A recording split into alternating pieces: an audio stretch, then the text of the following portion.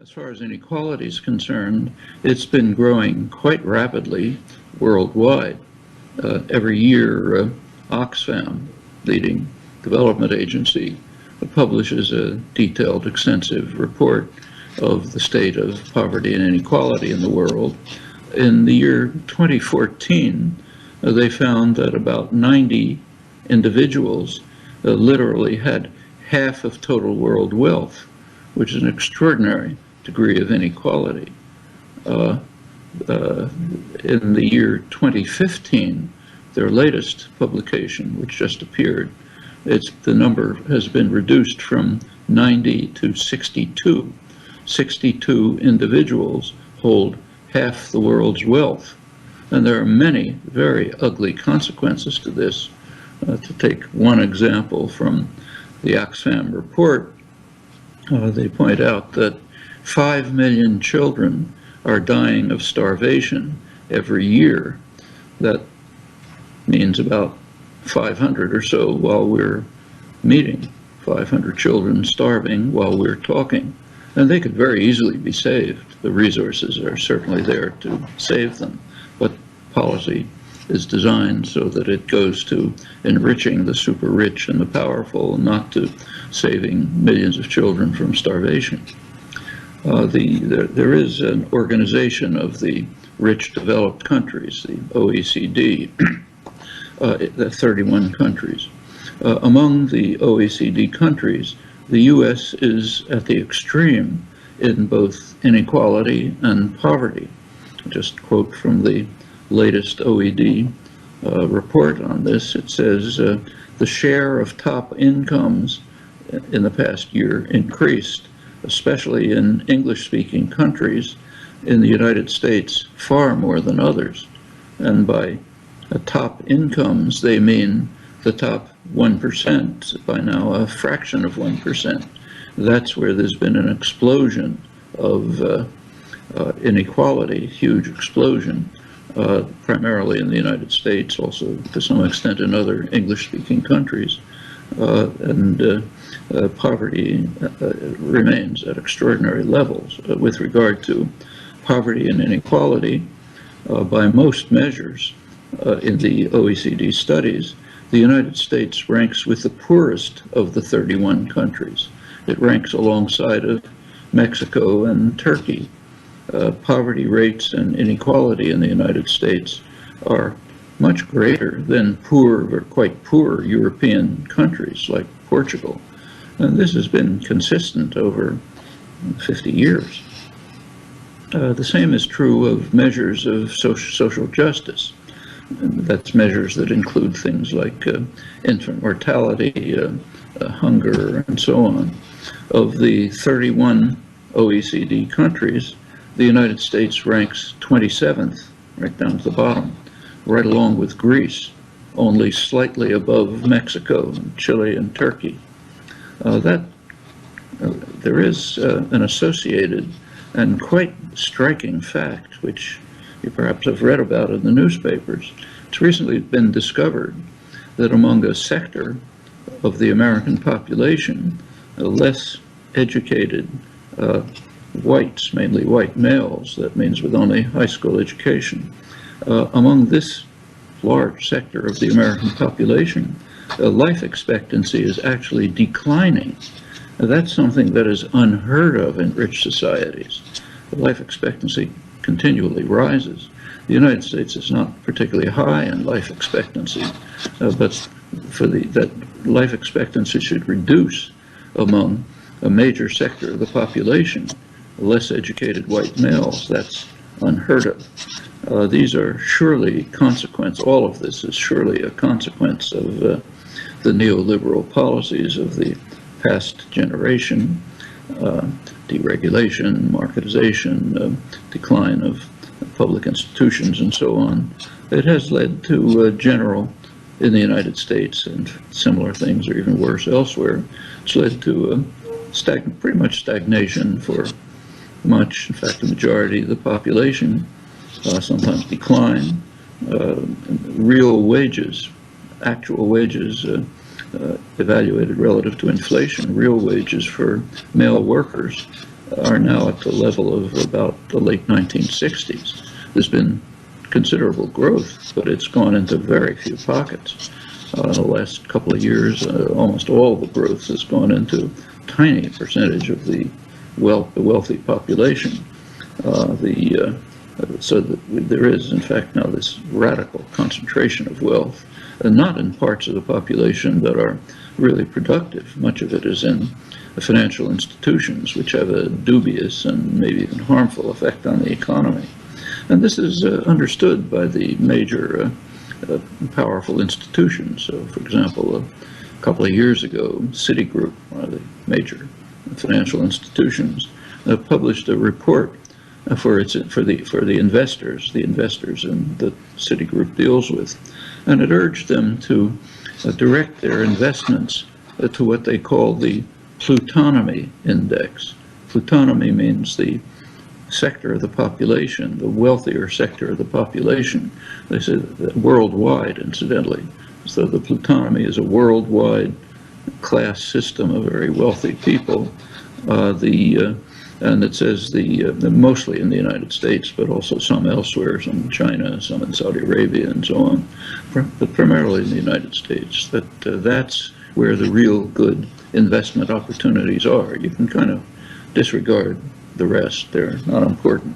And in fact, it's now common to divide the world's population into a plutonomy, which is the upper sector of wealth and power, and what's sometimes called the precariat, the people who live precarious lives without security, without benefits.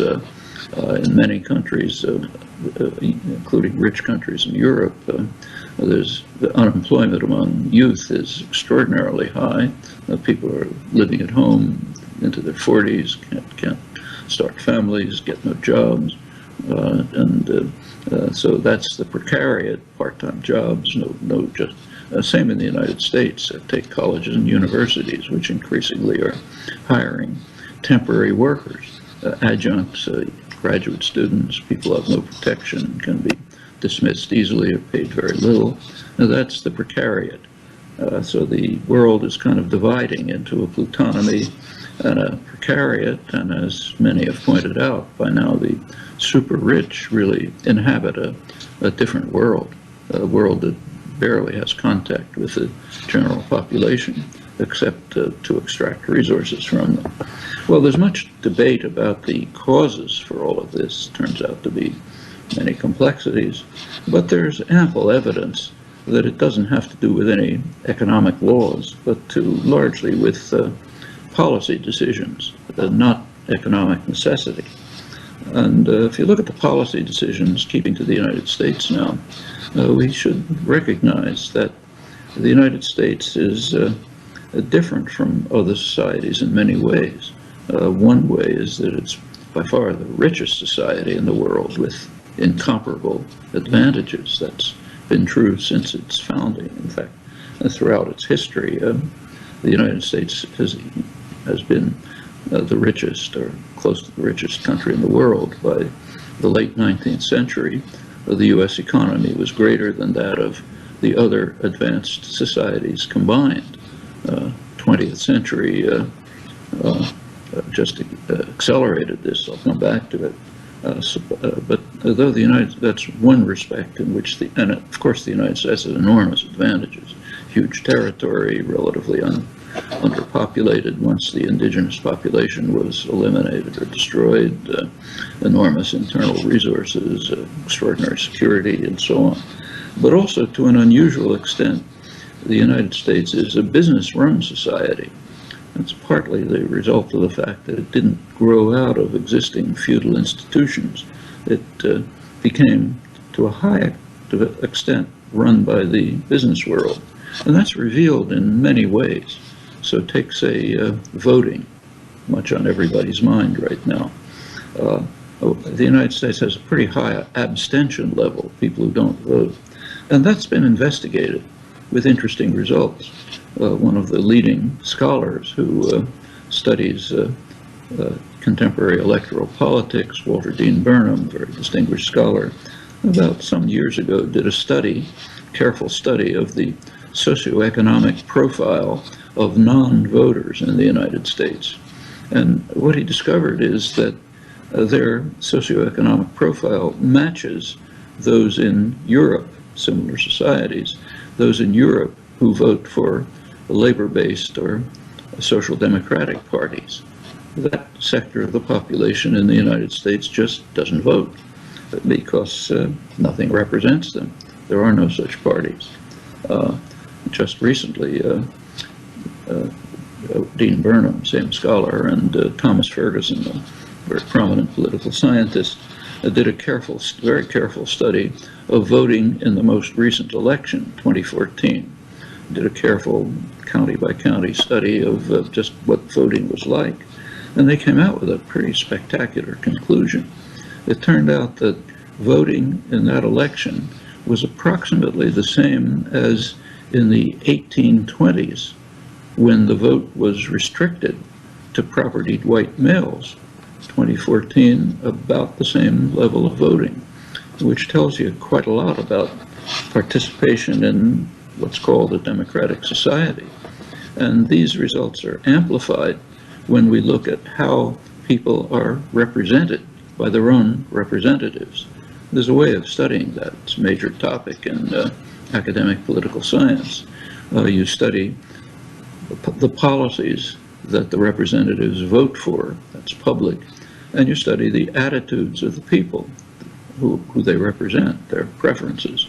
We know a great deal about that from extensive and quite reliable and consistent polls. And it turns out that for about 70% of the population, the lower 70% on the income wealth scale, they're basically disenfranchised. Their own representatives vote in ways dissociated, unrelated to their preferences. As you move up the income wealth scale, you get a little more influence on representatives. And at the very top, which means really a fraction of 1%, policies are essentially made. That's very good work on that by Mark Gillens, Larry Bartell, other mainstream political scientists. There's a recent study by Gillens and Benjamin Page, another well-known political scientist, published at Princeton University, in which they investigated a couple hundred major decisions that were made, and they by the political system, and they compared the decisions with popular attitudes. And here's their conclusion. I'll quote it.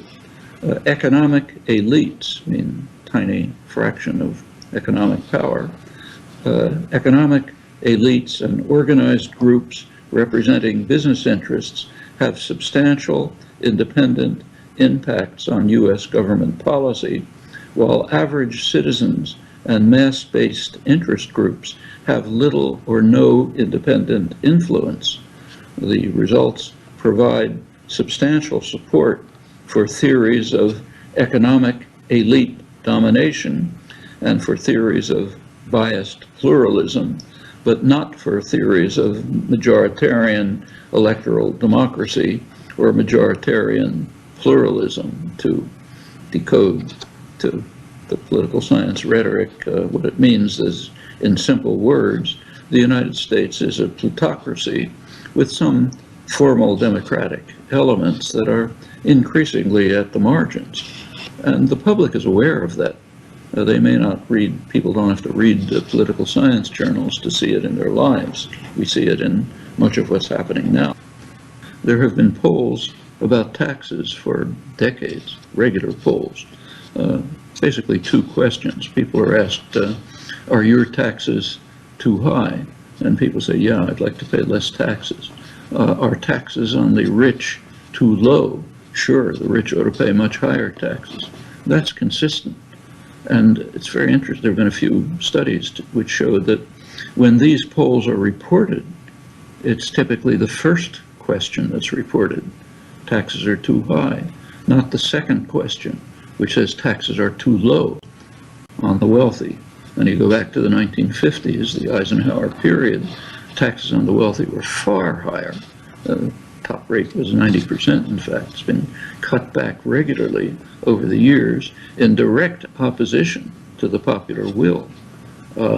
So by now, in fact, the poor probably pay a larger percentage of their income than the rich in taxes when you consider the whole array of largely regressive taxes, state, local, Social Security, and so on.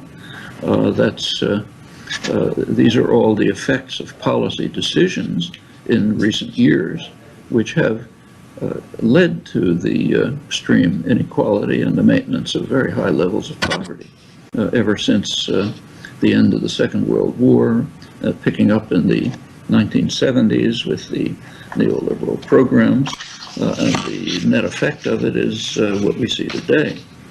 Policies of deregulation, which have led to regular crises, concentration of wealth in financial institutions, Bill Clinton's program of destroying the welfare system, ending welfare as we know it, had a really seriously harmful effect on the people who need welfare, especially women with dependent children. Right now there are 3 million children in the United States who are living on less than $2 a day. Lots of unskilled labor, which helps because there's a work requirement, which drives down wages. There's much else. There's a kind of a vicious cycle. The concentration of wealth leads to concentration of political power, leads to policy choices that increase the concentration of wealth and maintain poverty.